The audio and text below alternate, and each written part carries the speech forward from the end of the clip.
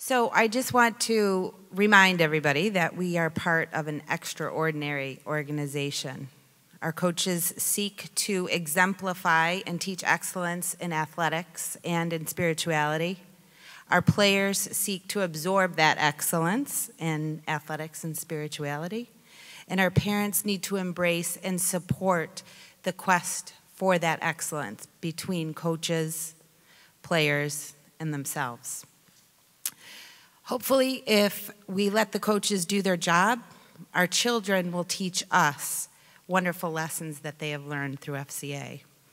So just real briefly, as far as parent expectations, I think one of the reasons that it made the presentation today was we sometimes think that this is all about the kids, but it's not necessarily about the players or the children or the coaches.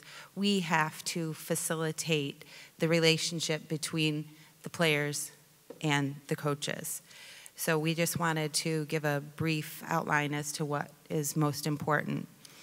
I think from what everybody has said today, that we need to keep the lines of communication very open between coaches, players, and parents.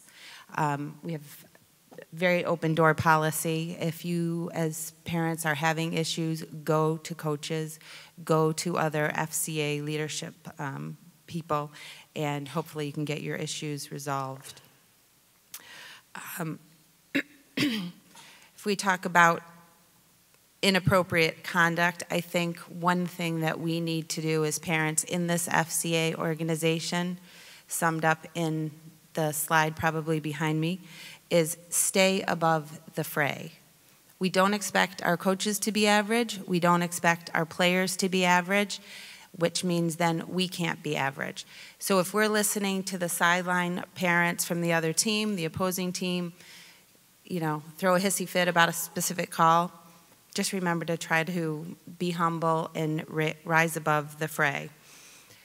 What I found is if we as parents rise above the fray, the players will continue to rise above the fray. Most of what is inappropriate conduct is common sense, as evidenced by no foul language, all of that type of behavior. But sometimes you can have a propensity to get sucked in if the opposing team's doing it. So again, just try to differentiate ourselves. And then as far as consequences, I think that's pretty self-explanatory for everybody.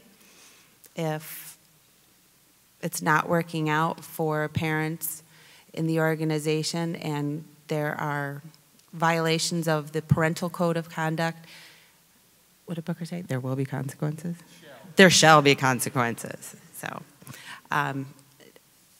to wrap everything up, I think the biggest piece that FCA has given to our family is having had a son go through the program for 7 years, having another son in the program for 5 years.